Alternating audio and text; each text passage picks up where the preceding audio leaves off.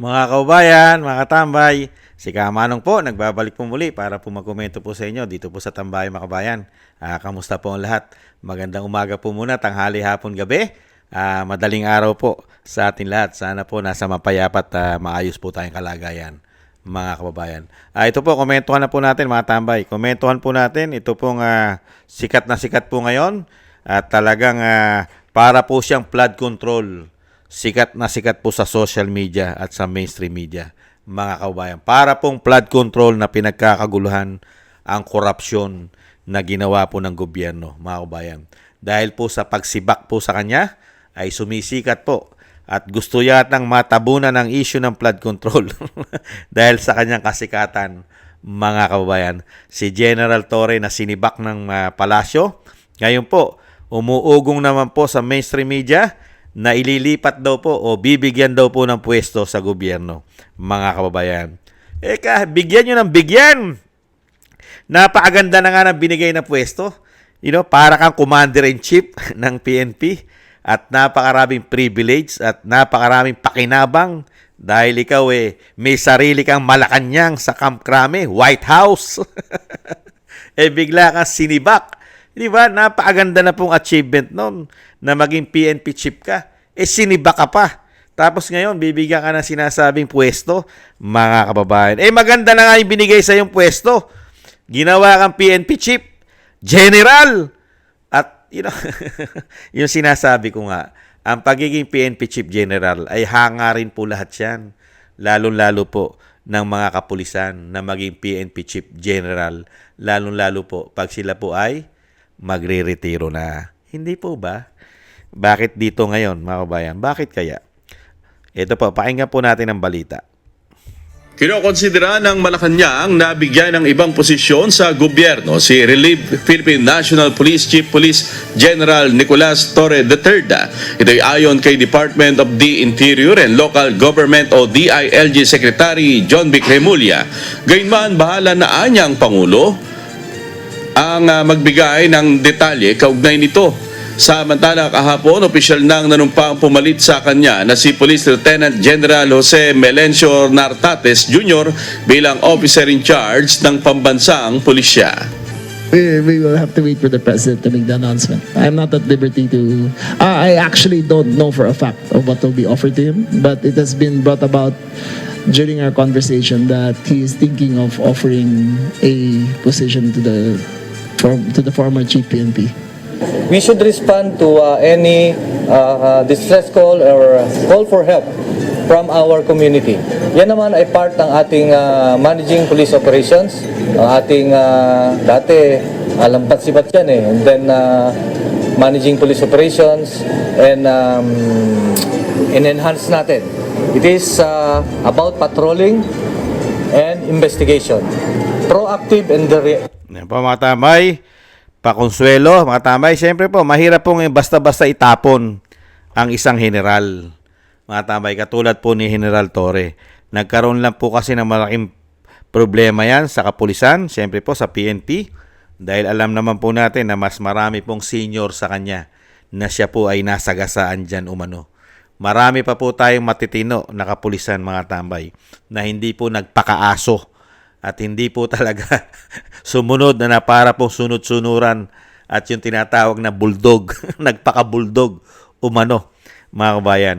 Hindi po naman lahat ng kapulisan natin, lalong-lalo po ang ating mga general, ay hindi po sila mga aso umano, mga kabayan.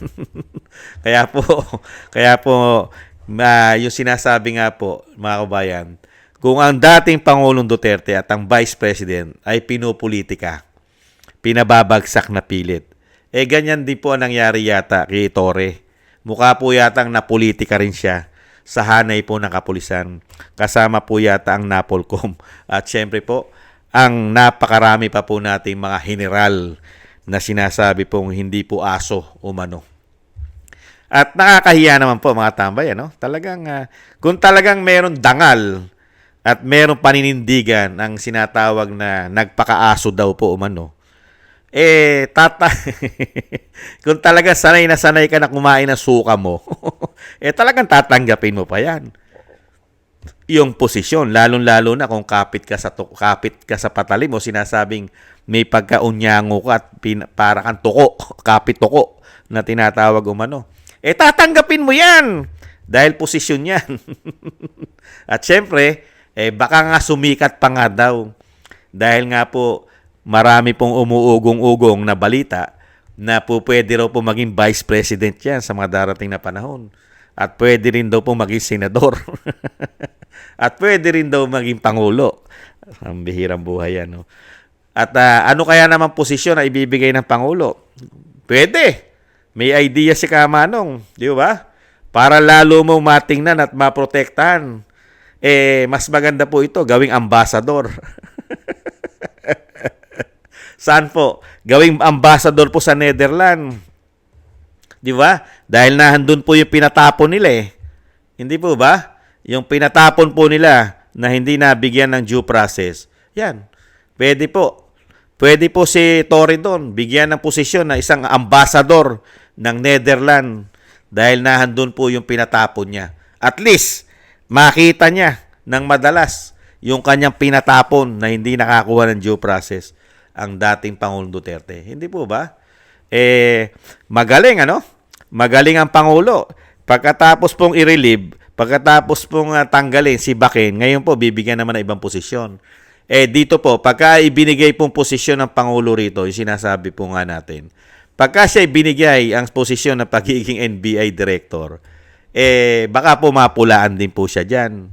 Dahil pangkaraniwan pong nagiging NBI Director ay mga abogado. Di po ba? Lawyer, abogado. At pagka naman binigay din dyan ang isang mataas na posisyon, katulad po ang DOJ, kailangan din po dyan abogado. Di ba? Baka, pwede naman po ibigay dyan yung sinasabi nagkakaproblema po ang DPWH. Ayan, pwede siya. Pwede siyang maging DPWH secretary. Pwede ibigay po sa kanya yan. Kaya lang po, napakalaki po ng problema ng DPWH, lalo-lalo sa korupsyon. Pagka po naging, kung sakali man po ibigay sa kanya yung posisyon na yan, yung DPWH, baka po yan na maging mitya ng mabilis niyang pagkakakulong dahil sa dami po na anomalya ng DPWH. Hindi kaya? Marami po. Pwede rin po siya maging katulad po ng maging ano po siya ng palitan niya mismo yung si Gibo. Di ba? Maging secretary po siya ng defense. Di mo ba? O kaya maging presidential advisor siya. Dahil napakahusay niya po sumunod at kaya-kaya niya sumunod sa lahat ng pinag-uutos ng Commander-in-Chief na paboritong-paborito siya. At baka po maganda rin maging advisor siya. Hindi kaya, mga kabayan? Nakita niyo po mga tamay katarantaduhan itong gobyerno natin. Kaya mo nga sinibak yan. Dahil nga po, meron pong mga hindi ginawang maganda yan na sinasabi nga po ng mga dating opisyal na naglingkod po bilang PNP chief. Katulad po nila Lacson, Senator Lacson, Senator Bato, na yang si General Torre ay marami nasagasaan yan at masyado raw pong naging mayabang daw umano. Naging mayabang at naging hambog. At talagang marami daw po umanong nasagasaan yan. Kaya po nagkaganyan po ang kanyang liderato. Kaya wala pang 3 buwan na sibak na. At ngayon, binibigyan po ng Consuelo de Bobo na bigyan po ng posisyon at ililipat at bibigyan ng ibang pwesto. Ayon po kay Remulla ng DILG Secretary at nasa kamay na daw po ng presidente ang magiging desisyon kung anong pwesto ang ibibigay po dito kay Torre. Kasi hindi naman po pwede na siya po ay 4-star na at siya po ay sinibak, hindi naman po pwedeng maging 5-star siya. Dahil una-una, lalagpasan niya pa yung star ng Commander-in-Chief. Di po ba? Ano po ba susunod sa 4-star? Di po ba 5-star? Kung meron pong 5-star, yun na po yung Commander-in-Chief. Hindi po ba? Dahil siya na po yung Commander-in-Chief ng 4-star. Ngayon, hindi naman po pwede na 2 4-star ng PNP. Mahirap po yun. Hindi ba? Kailangan isa lang. Kaya po talagang kailangan niya pong mag-resign. O kaya, bawasan niya yung 4-star niya. Para manatili siya na isang general, mga kababayan. Magiging 3-star na lang siya. Dahil hindi po pwede yata na 2 4-star dyan. Hindi ba? At syempre, kung ako naman kay Torre, hindi naman ako papayag na bawasan ang aking star. Dahil una-una, 4-star na ako. Hindi po ba? Kaya ang naging desisyon ng Pangulo at ng DILG Secretary ay bigyan po ng konsuelo at bigyan po ng pwesto o ililipat ng pwesto. Napakarami pong pwesto sa gobyerno, mga bayan, na pwede po ibigay kay Torre. Ang tanong, dahil nga po to si Torre, si General Torre ay talaga pong malakas na malakas po ito kung tutuusin sa palasyo. Kasi kung talaga po ito'y mahina sa palasyo, lalagyan nyo ng logic. Matagal na po sinipa yan. Hindi po ba? Hindi na po bibigyan ng pwesto yan kung mahina po yan. Di ba? Kasi kung lumalabas ito, pag nilagyan mo po ng logic, para lang po tinatarantado, para pong ginagago lang po ang Pilipino. Sisibakin mo, tapos bibigyan mo ngayon ng pwesto. Hindi ba parang naggagaguhan lang? Para bang ginagawa lang po tangat bobo mga Pilipino. Di ba? Sisibakin mo yung nakakaroon ng problema sa PNP na sinasabi ng mga nagsusuri, katulad ng mga senador, si Bato at si Senator Lacson at marami pa na nagsusuri na ngayon lang nangyari yan sa history ng PNP na meron pong PNP chief na nagkaproblema ng ganyan at sa loob lang ng 2 buwan mahigit ay natanggal na sa pagiging 4-star general. Nakita niyo po yon? Si Baka na agad, wala pang 3 buwan, sinibaka na agad sa pwesto. Ibig sabihin, may problema ka. Pero pagdating sa Pangulo, kahit na may problema ka sa PNP, ay okay sa Pangulo yon. Ganyan po kalakas si Torre sa Pangulo. Bakit kaya? Dahil kaya merong nalalaman si Torre? Si General Torre kaya ay meron siyang nalalaman na hindi basta-basta pwedeng itapon at hindi pwede basta-basta sipain at pabayaan na lang. Pagkatapos po siyang tanggalin sa pagiging general o PNP chief, ay bigla mo na lang itatapon basta-basta ang isang General Torre, ay hindi po yata papayag ang Malacanang dyan. Baka marami po yatang alam na sikreto. Kaya, si General Torre, kaya po hindi pa nagtatagal ang kanyang pagsibak, ay nagsasalita na po ang Malacanang na may posibilidad na siya ililipat lamang at bibigyan ng ibang pwesto, mga kababayan. Ganyan po kalakas si General Torre sa pamahalaan po ngayon sa binagoang Pilipinas. Lalo-lalo po sa Pangulong Marcos. Napakalakas po ni Torre. Hindi po siya basta-basta pwede itapon na parang basahan lamang. At hindi siya pwedeng sibakin at sipain na parang aso na kumakahol at umiiyak, mga kababayan. Ipagtatanggol po yata ng palasyo yan, mga kabayan. At bibigyan po ng pakinabang at pwesto para hindi po kumanta umano. Baka kasi kumanta nang wala sa tono, mga kababayan. Usong-uso pa naman po ngayon sa panahon po ng panahon po natin ngayon. Usong-uso po ang mga balimbing, hindi po ba? Yung mga doble cara, di ba? Yung mga naguhugas ng kamay, mauso po yan eh.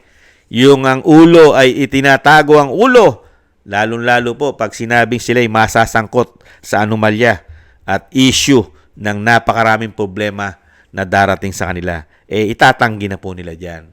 Diyan na po marami naguhudas. Kaya nga po sabi nga po natin at sabi rin po ng dating Pangulong Duterte, ang pamahalaan po ngayon, lalo-lalo nung pumasok ang binagoong Pilipinas, ay dumami po ang magnanakaw na mga lingkod bayan sa ating bansa.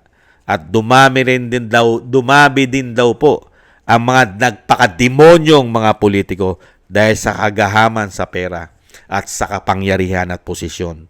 Isa kaya dyan ang tinatawag na general sa nagpakagahaman sa posisyon, sa kapangyarihan, hindi kaya? Nagtatanong lang si Kamanong. Yan po mga tambay, hindi pa nagtatagal ang pagsibak ay meron na po agad nakaabang na reward. Ganyan po kalakas ang isang General Torre. Hindi ka pa nagtatagal, hindi pa lumilipas man lang ang isang linggo. Pero meron na pong umuugong na pangako na ibibigay agad sa iyo, mga kababayan. Dahil pagdating sa Pangulo, si General Torre ay walang ginagawang masama at walang nilalabag. Wala po siyang nilalabag kahit po sa PNP. Kahit po meron siyang mga sinagasaan o sinasabing nagkaproblema siya sa PNP, pagdating sa Pangulo, hindi po yan. Burado po lahat yan. Burado! Kailangan pong bigyan at wag pabayaan na hindi mabigyan ng posisyon sa gobyerno. Kailangan isalba! Dahil yan po ay sinatawag na yan po ay talagang kailangan dahil mawawalan po sila ng sinatawag na attack dog umano at pitbull at isang sinatawag na aso daw po umano. Ayaw nilang mawala dahil gamit na gamit pa daw po nila yan. Hindi ba? Saka syempre po, yung sinasabi ko nga po, baka po kasi magkaroon po ng kantahan. Mahirap na po kasi yon. Pagka po yan itinapon po na parang basura, na ginamit lang, ginawa lang pong ginamit lang, pagtapos bigla mong itinapon na parang basura, baka kumanta ng wala sa tono. Yun po ang iiwasan din po nila dyan umano. Yung kumanta ng wala sa tono, mga kabayan, marami pong madidisgrasya pagka kumanta ng wala sa tono. Hindi po ba, mga kabayan? Ayan, mga kabayan, intay na lang po natin kung anong posisyon na ibibigay. Yung sinasabi nga sa social media na sinasabing baka ibigay ang pagiging NBI director, pagiging DOJ secretary, at pagiging ombudsman daw po. O kaya, baka ibigay din po mga kabayan yung pagiging ambassador ng Netherlands. Bihira. O kaya, baka maging ano po ito, presidential advisor. O baka naman gawin po itong yung National Defense Secretary. Di ba? Marami po mga kabayan. Ganyan po kalakas na hindi pwede pabayaan ng isang Torre. Kailangan po ilipat lang, mga kabayan. Ilipat. Muli pa mga tambay, natatawa lang po ako mga tambay dahil napakagaling po ng Pangulo ng Bansa. Hindi po siya weak. Wala po tayong presidente na weak. Kailanman ang ating bansa ay hindi nagkaroon ng weak leader, mga kabayan. Magaling ang ating Pangulo nung pumasok po sila. Ubod ng galing. Walang anomalya. Walang korupsyon. At sumusunod po sa batas. Ganyan po katindi ang may Pangulo tayo sa panahon natin. Lahat po ay sinusunod. Walang anomalya. Walang pagnanakaw, walang issue ng pulburon, at malayang-malaya na ang ating soberenya ay pinagtatanggol. Hindi tayo naguhudas. Lahat po yan ay katangian ng Pangulo natin, mga kabayan. Hindi po siya traidor, hindi po siya hudas. Sumusunod siya sa batas, hindi siya namumulitika, at wala siyang pinatapon na Pangulo sa ating bansa. Wala, mga tambay. At hindi siya nagbabayad ng pera para suhulan ng ICC. Hindi niya po magagawa yan dahil hindi po siya namumulitika. Hindi po ba? Malinis na malinis. Pati ang general na sinibak ay malinis din katulad ng Pangulo, mga kabayan. Unbelievable. Pasensya na po, mga kabayan. Pasensya na po. Patawad po.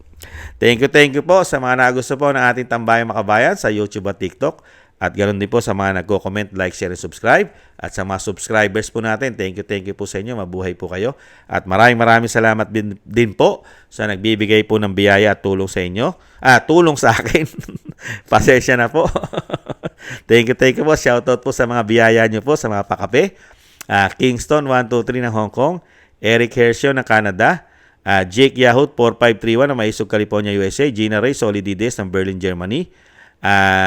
Julieta Celona ng Sydney, Australia, Baby Roman, Ate Isa na Cagayan, si Jem Aris ng United Arab Emirates, Jovelyn Watanabe ng Japan, ako si Pilam, Ani Jo, Teodorico Erguisa Jr., si Arfel Villacorta, Wills Bubbles 5697, Rosalina RK, Team 888, Michelle Yamaguchi Vlog, Norma Garcia, Gay at Siena, si Ma'am LB, at Sir Manny ng North Miami, Florida, USA. Thank you po sa inyo mga kabayan. Ingat-ingat po kayo at lalong-lalo po sa inyong mga paggawa. Shoutout po sa inyo lahat. At syempre po yung dasal at panalangin po natin mga kabayan. Huwag po natin kalimutan na isama po natin sa ating mga dasal na maingatan po ang ating dating Pangulong Duterte at ang ating Vice President at pamilya Duterte na sila po ay mailayo sa kapahamakan mga kabayan.